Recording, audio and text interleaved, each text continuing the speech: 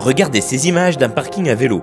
Ça se passe au Japon, le rêve de tous les cyclistes. Alors que garer son vélo à Paris, ça ressemble plutôt à ça.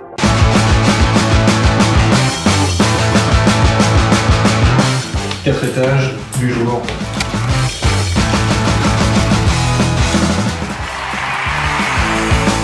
Mon vélo, je le mets dans la cuisine, comme ça au plafond. Il y en a deux, ouais. Pour ranger les vélos, ici, on utilise le balcon, comme ça ils sont en sécurité. Il y a une copropriété qui a voulu mettre des plans parce que c'était beaucoup plus esthétique, etc. et qui a viré les vélos. On se retrouve avec des halls d'immeubles, des cages d'escalier qui sont encombrés de vélos.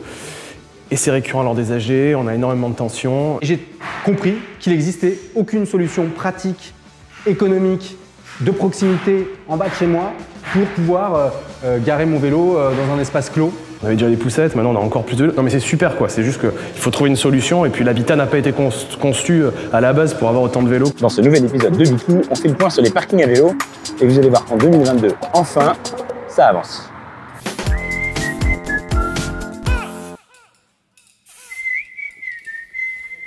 On peut voir la couche de poussière sur la voiture.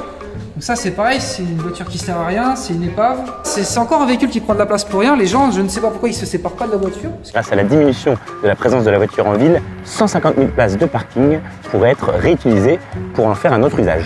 Et pourtant, garer son vélo à Paris, c'est toujours la galère. Il y a un parking privé en bas, ils ont vraiment zéro solution pour garer les vélos en sécurité. Avoir un endroit sécurisé contre le vol et à l'abri des intempéries, ça devrait être une évidence dans une ville cyclable. D'ailleurs, quasiment un cycliste sur deux ne prend pas son mode de transport préféré, le vélo, par peur de se faire voler.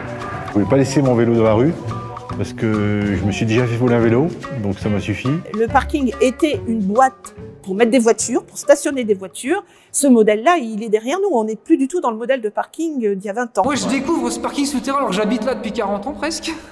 Et je suis halluciné de voir la place qu'il y a. Regardez ce parking immense dans une résidence du 18e arrondissement de Paris. Plus de 200 places uniquement dédiées aux voitures. Il y aurait possibilité d'aménager des choses. Je vois qu'il y a quelqu'un qui a quand même mis un vélo ici. Mais je suis pas sûr qu'ils soient encore en usage. Il y a largement la place de mettre un stationnement vélo. On enlève l'épave de scooter qui traîne, on aménage quelque chose de bien, sécurisé. Voici Paul. Lui aussi a rêvé toutes les nuits d'un aménagement sécurisé pour son vélo. C'est une copro ici, qui est là où j'habite, où il est interdit de laisser ses vélos dans la cour. Comme tout cycliste parisien, Paul a tout tenté pour mettre son vélo en sécurité. J'ai dû trouver une solution quand on s'est installé ici avec ma compagne. On a commencé à les monter chez nous.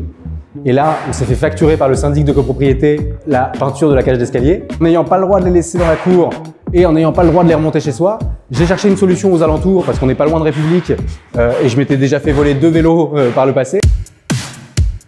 La solution, c'était de créer la première colocation de parking vélo. Le concept de 12.5, c'est qu'on nous met à disposition les 12,5 mètres carrés qui sont disponibles sur une place de voiture non louée. On les découpe en 10 places vélo et on les met à disposition des utilisateurs de vélo. Et l'idée cartonne.